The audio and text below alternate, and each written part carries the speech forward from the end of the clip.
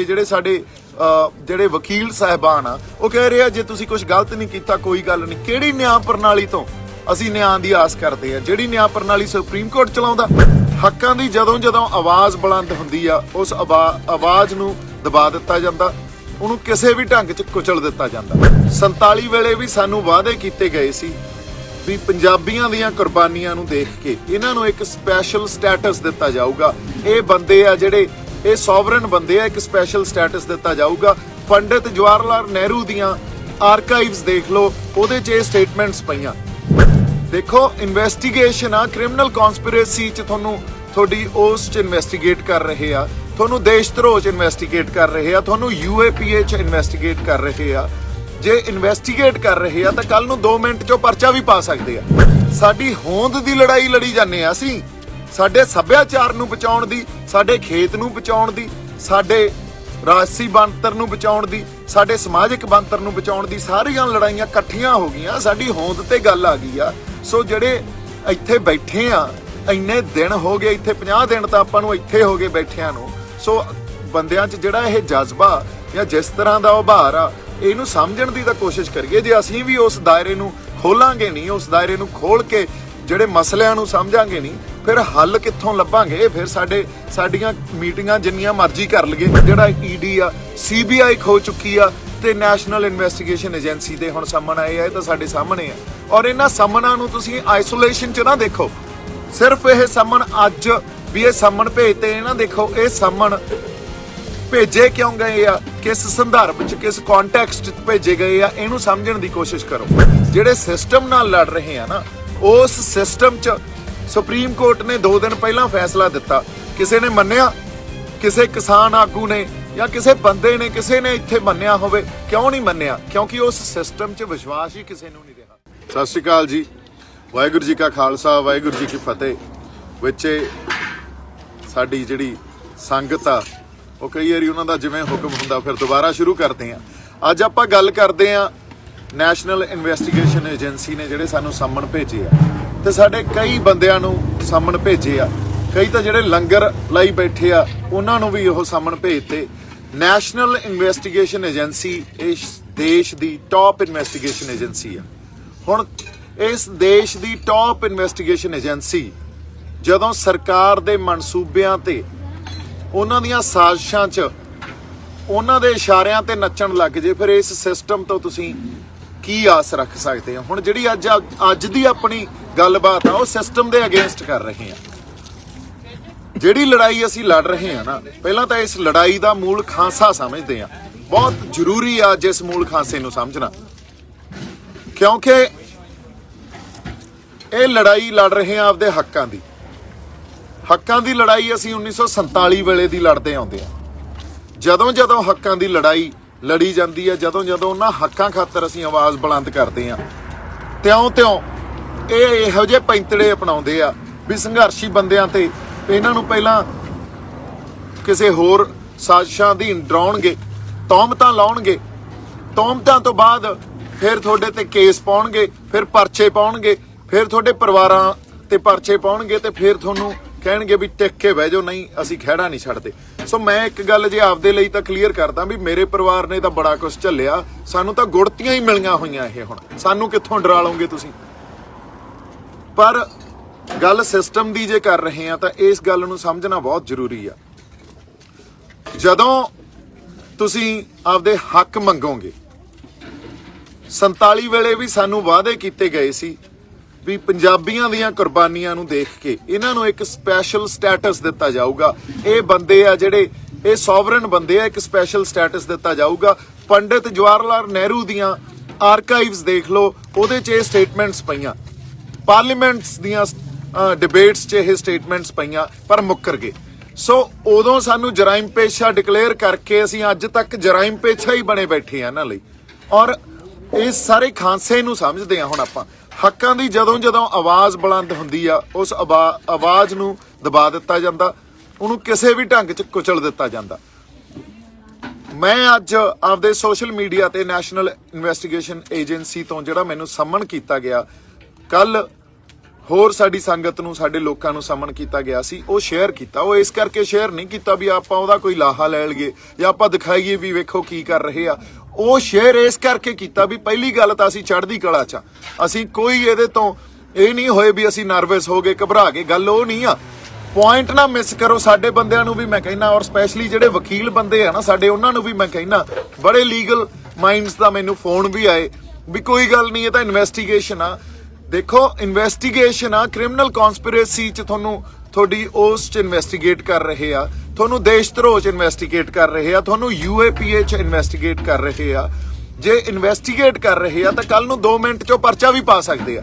ਇਹਦੇ 'ਚ ਤਾਂ 120B ਕ੍ਰਿਮੀਨਲ ਕਨਸਪੀਰੇਸੀ ਆ, ਇਹਦੇ 'ਚ ਤਾਂ ਸਭ ਕੁਝ ਓਪਨ ਆ। ਸੋ ਪਰਚੇ ਵੀ ਪਾ ਦੇਣਗੇ। ਗੱਲ ਫੇਰ ਵੀ ਇਹਨਾਂ ਪਰਚਿਆਂ ਦੀ ਜਾਂ ਇਹਨਾਂ ਸਮਨਾਂ ਦੀ ਗੱਲ ਨਹੀਂ ਆ। ਗੱਲ ਇਹ ਆ, ਤੁਸੀਂ ਸਮਝਣ ਦੀ ਕੋਸ਼ਿਸ਼ ਕਰੋ, ਜਿਹੜੇ ਸਿਸਟਮ ਨਾਲ ਲੜ ਰਹੇ ਆ ਨਾ, ਉਸ ਸਿਸਟਮ 'ਚ ਸੁਪਰੀਮ ਕੋਰਟ ਨੇ 2 ਦਿਨ ਪਹਿਲਾਂ ਫੈਸਲਾ ਦਿੱਤਾ। ਕਿਸੇ ਨੇ ਮੰਨਿਆ?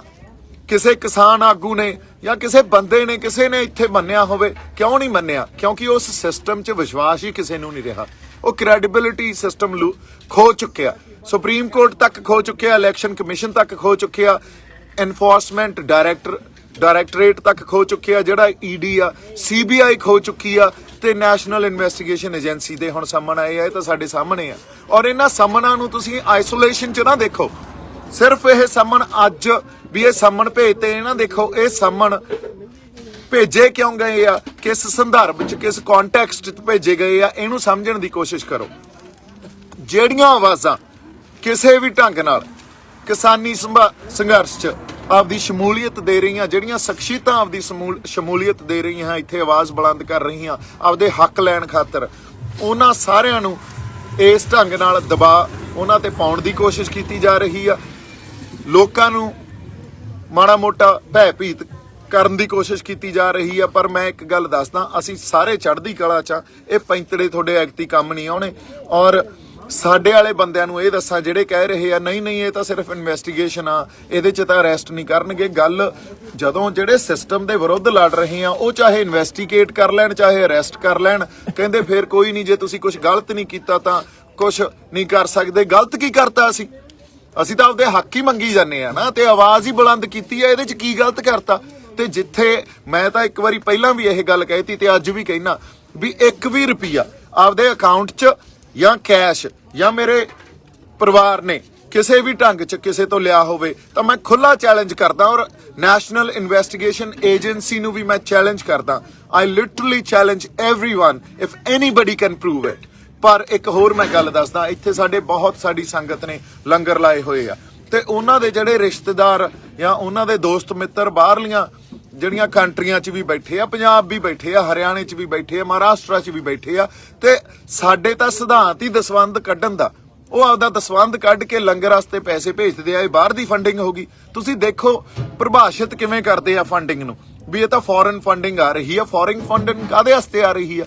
ਅਸੀਂ ਕੀ ਕਰੀ ਜਾਂਦੇ ਆ? ਅੱਜ ਤੱਕ ਅਸੀਂ ਜਿਹੜੇ ਜਾਬਤੇ 'ਚ ਬੈਠੇ ਆ, ਉਹ ਜਾਬਤੇ 'ਚ ਅਸੀਂ ਕਿਸੇ ਨੂੰ ਕਿਸੇ ਤਰ੍ਹਾਂ ਦਾ ਵੀ ਨੁਕਸਾਨ ਪਹੁੰਚਾਇਆ ਹੋਵੇ, ਕੋਈ ਜਾਨ ਦਾ, ਕੋਈ ਮਾਲ ਦਾ, ਕਿਸੇ ਢੰਗ ਦਾ ਵੀ ਨੁਕਸਾਨ ਪਹੁੰਚਾਇਆ ਹੋਵੇ ਤਾਂ ਤੁਸੀਂ ਸਾਨੂੰ ਨੀਵੇਂ ਥਾਂ ਭਾਲਿਓ।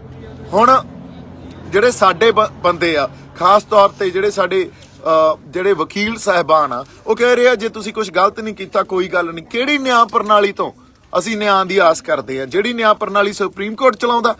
ਸੁਪਰੀਮ ਕੋਰਟ ਨੇ ਤਾਂ ਸਾਨੂੰ ਪ੍ਰਤੱਖ ਕਰਤਾ ਵੀ ਉਹ ਕਿਵੇਂ ਸਰਕਾਰ ਦੇ ਹੱਕ 'ਚ ਭੁਗਤਦੇ ਆ। ਉਹ ਚਾਹੇ ਕਸ਼ਮੀਰ ਦਾ ਮਸਲਾ ਹੋਵੇ ਜਾਂ ਚਾਹੇ ਉਹ ਆਪਾਂ ਕਹਿ ਲਈਏ ਅਯੋਧਿਆ ਦਾ ਮਸਲਾ ਹੋਵੇ, ਚਾਹੇ ਹੁਣ ਕਿਸਾਨੀ ਸੰਘਰਸ਼ ਹੋਵੇ, ਉਹ ਤਾਂ ਸਾਨੂੰ ਪਤਾ ਨਾ। ਉਦੋਂ ਪਹਿਲਾਂ ਇੱਥੇ ਹਰਿਆਣੇ ਵਾਲਿਆਂ ਨੇ ਜਾਟ ਐਜੀਟੇਸ਼ਨ ਕੀਤੀ ਸੀ, ਉਦੋਂ ਵੀ ਪਤਾ। ਹਜੇ ਤੱਕ ਉਸ ਪਟੀਸ਼ਨ ਦੀ ਸੁਣਵਾਈ ਨਹੀਂ ਕੀਤੀ ਗਈ, ਉਹਦੇ ਤੇ ਕਮਿਸ਼ਨ ਬਾਤਾ। ਉਹ ਕਮਿਸ਼ਨ ਨੇ ਅੱਜ ਤੱਕ ਕੋਈ ਰਿਪੋਰਟ ਨਹੀਂ ਦਿੱਤੀ। ਸੋ ਸਿਸਟਮ ਆ ਜਿਹੜਾ, ਇਹਨੂੰ ਚਲਾ ਕੌਣ ਰਿਹਾ ਤੇ ਕਿਵੇਂ ਆਪਦੇ ਲਈ ਵਰਤ ਰਿਹਾ, ਹਨਾ? ਇਹ ਜੇ ਤੁਸੀਂ ਪੁਆਇੰਟ ਮਿਸ ਕਰਦੇ ਹੋ ਤੇ ਉਸ ਨਿਆਂ ਪ੍ਰਣਾਲੀ ਤੋਂ ਆਸ ਕਰਦੇ ਹੋ ਵੀ ਜੇ ਤੁਸੀਂ ਕੁਝ ਗਲਤ ਨਹੀਂ ਕੀਤਾ। ਗਲਤ ਕੀ ਕਰ ਲਿਆ ਸੀ? ਗਲਤ ਤਾਂ ਅਗਲਿਆਂ ਨੇ ਬਣਾ ਦੇਣਾ। ਔਰ ਅਸੀਂ ਨਰਵਸ ਨਹੀਂ ਹੋਏ। ਅਸੀਂ ਇਸ ਪੁਆਇੰਟ ਨੂੰ ਪ੍ਰੂਵ ਕਰਨ ਦੀ ਖਾਤਰ ਵੀ ਜਿਹੜੀ ਲੜਾਈ ਤੁਸੀਂ ਲੜ ਰਹੇ ਹੋ ਨਾ, ਇਹ ਪੁਰਾਣੀਆਂ ਲੜਾਈਆਂ ਦੀ ਕੰਟੀਨਿਊਸ਼ਨ ਆ। ਇਹ ਕੋਈ ਨਵੀਂ ਲੜਾਈ ਨਹੀਂ। ਅੱਜ ਕਿਸਾਨ ਆਪਦੇ ਹੱਕ ਮੰਗੀ ਜਾਂਦੇ ਆ। ਇਦੋਂ ਪਹਿਲਾਂ ਕੋਈ ਹੋਰ ਧਿਰ ਹੱਕ ਮੰਗਦੀ ਸੀ ਜਾਂ ਸਾਂਝੇ ਹੱਕ ਮੰਗਦੇ ਸੀ, ਉਦੋਂ ਵੀ ਸਾਡੇ ਨਾਲ ਇਹੀ ਹੁੰਦਾ ਸੀ। ਅੱਜ ਫੇਰ ਹੱਕਾਂ ਦੀ ਲੜਾਈ ਲੜ ਰਹੇ ਆ ਤਾਂ ਸਾਡੇ ਨਾਲ ਇਹੀ ਸਭ ਕੁਝ ਹੋ ਰਿਹਾ।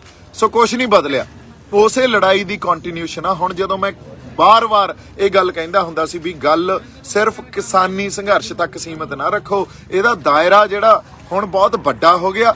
ਸ਼ੁਰੂ ਜ਼ਰੂਰ ਕਿਸਾਨੀ ਸੰਘਰਸ਼ ਤੋਂ ਹੋਇਆ ਸੀ, ਕਿਸਾਨਾਂ ਨੇ ਇੱਕ ਇਸ਼ੂ ਨੂੰ ਆਈਡੈਂਟੀਫਾਈ ਕੀਤਾ ਸੀ, ਪਰ ਇਹ ਸਾਡੇ ਹੋਂਦ ਦੀ ਲੜਾਈ ਸੀ ਤੇ ਹੋਂਦ ਦੀ ਲੜਾਈ ਅੱਜ ਸਾਡੇ ਸਾਹਮਣੇ ਆ ਗਈ ਆ ਪ੍ਰਤੱਖ ਰੂਪ 'ਚ। ਸਾਨੂੰ ਇਹ ਕਹਿ ਰਹੇ ਆ ਤੁਸੀਂ ਨਹੀਂ ਸੋਚ ਸਕਦੇ ਜਿਵੇਂ ਤੁਸੀਂ ਸੋਚ ਰਹੇ ਹੋ, ਤੁਹਾਡੇ ਤੋਂ ਤੁਹਾਡੇ ਫੰਡਾਮੈਂਟਲ ਰਾਈਟਸ ਵੀ ਖੋਲਾਂਗੇ। Freedom of speech, freedom of speech ਤਾਂ ਸਾਨੂੰ ਇੰਡੀਅਨ ਕਨਸਟੀਟਿਊਸ਼ਨ ਦਿੰਦੀ ਆ ਨਾ। ਜੇ freedom of speech Indian constitution ਦਿੰਦੀ ਆ ਤਾਂ ਸਾਡਾ ਫੰਡਾਮੈਂਟਲ ਰਾਈਟ ਆ। ਨੈਸ਼ਨਲ ਇਨਵੈਸਟੀਗੇਸ਼ਨ ਏਜੰਸੀ ਉਹਨੂੰ ਵਾਇਓਲੇਟ ਕਰ ਰਹੀ ਆ। ਅਦਰਵਾਈਜ਼ ਨੈਸ਼ਨਲ ਇਨਵੈਸਟੀਗੇਸ਼ਨ ਏਜੰਸੀ ਆਧਾਰ ਦੱਸੇ, ਇਹ ਜਿਹੜੀ ਉਹਨਾਂ ਨੇ ਸਮਨਿੰਗ ਕੀਤੀ ਆ ਇਹਨਾਂ ਸਾਰੇ ਬੰਦਿਆਂ ਨੂੰ, ਇਹਦਾ ਕੋਈ ਆਧਾਰ ਦੱਸੇ, ਕੋਈ ਆਧਾਰ ਹੀ ਨਹੀਂ ਆ। ਪਰ ਸਰਕਾਰ ਦੇ ਪੱਖ 'ਚ ਖੜ ਜਾਂਦੇ ਆ, ਜਾ ਕੇ ਸਿਸਟਮ ਨੂੰ ਆਪਦੇ ਢੰਗ ਨਾਲ ਵਰਤਦੇ ਆ। ਸੋ ਇਹ ਇੰਡੀਅਨ ਡੈਮੋਕ੍ਰੇਸੀ ਦਾ ਇੱਕ ਜਿਹੜਾ ਰੂਪ ਆ। ਅਗਲੀ ਗੱਲ ਮੈਂ ਇਹ ਕਹਿਣਾ ਚਾਹਣਾ ਵੀ ਸਮਾਂ ਇਹ ਆ ਗਿਆ ਵੀ ਅਸੀਂ ਵਾਕਈ ਇਕੱਠੇ ਹੋ ਕੇ ਲੜੀਏ। ਕਿਉਂ? ਇਹ ਤੋਂ ਬਿਨਾ ਕੋਈ ਹੱਲ ਨਹੀਂ ਜਦੋਂ ਤੱਕ ਇਕੱਠੇ ਹੋ ਕੇ ਆਪਸ 'ਚ ਸਲਾਹ ਕਰਕੇ ਨਹੀਂ ਲੜਾਂਗੇ ਨਾ।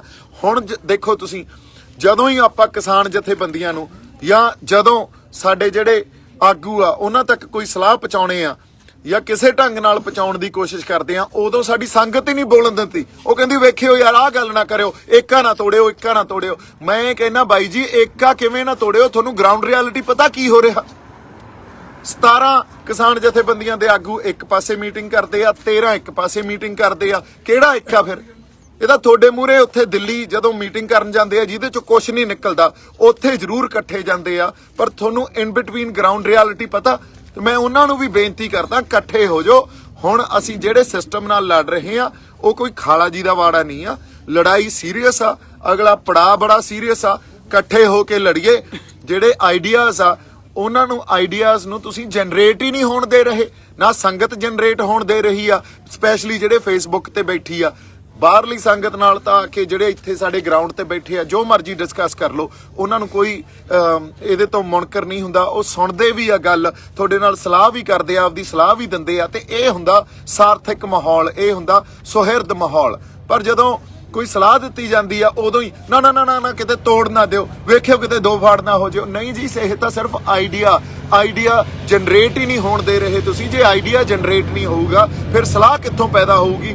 ਹੌਲੀ ਹੌਲੀ ਉਹ ਆਈਡੀਆ ਰਿਸੀਵ ਤਾਂ ਹੁੰਦਾ ਨਹੀਂ, ਉਹ ਜਨਰੇਟ ਵੀ ਨਹੀਂ ਹੋਣਾ ਤੇ ਉਹਨੇ ਬੰਦ ਹੋ ਜਾਣਾ। ਫਿਰ ਜੋ ਹੋਈ ਜਾਂਦਾ ਉਵੇਂ ਹੀ ਸਭ ਚੁੱਪ ਬੈਠੇ ਆ।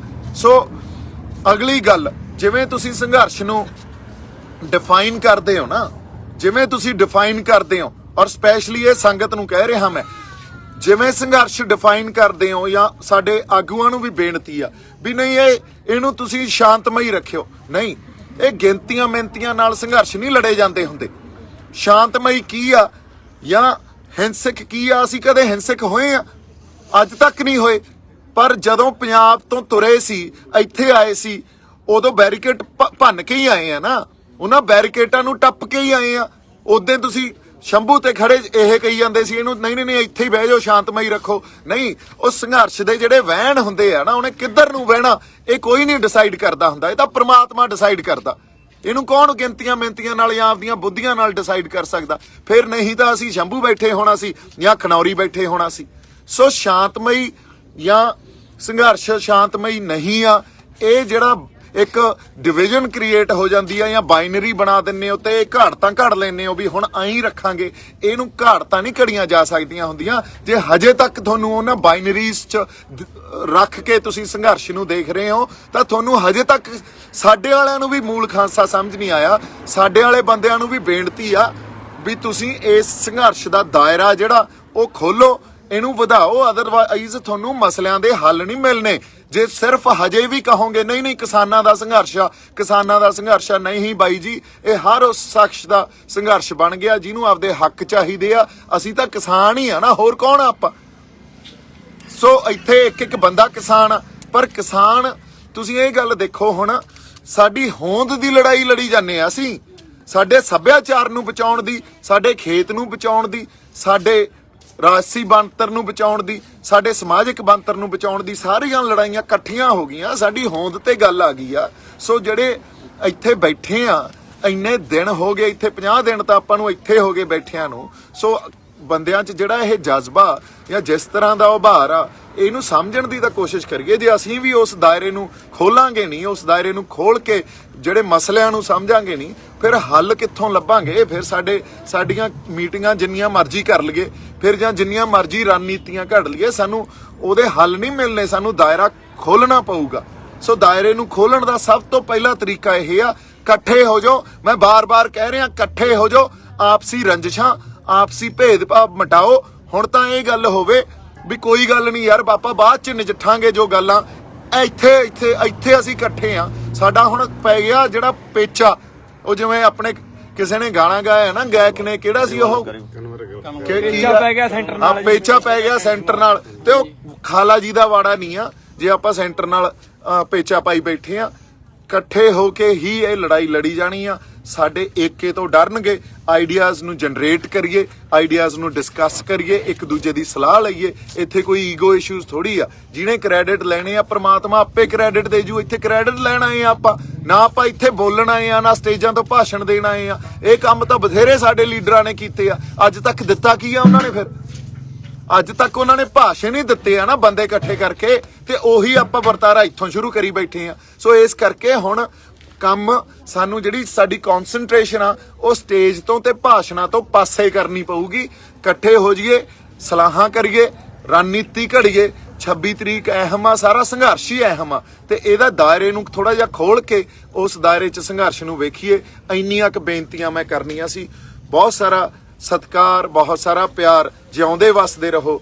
ਵਾਹਿਗੁਰੂ ਜੀ ਕਾ ਖਾਲਸਾ, ਵਾਹਿਗੁਰੂ ਜੀ ਕੀ ਫਤਿਹ। E5 ਚੈਨਲ ਪੰਜਾਬੀ ਹੁਣੇ ਸਬਸਕ੍ਰਾਈਬ ਕਰੋ, ਬੈਲ ਆਈਕਨ ਤੇ ਕਲਿੱਕ ਕਰੋ।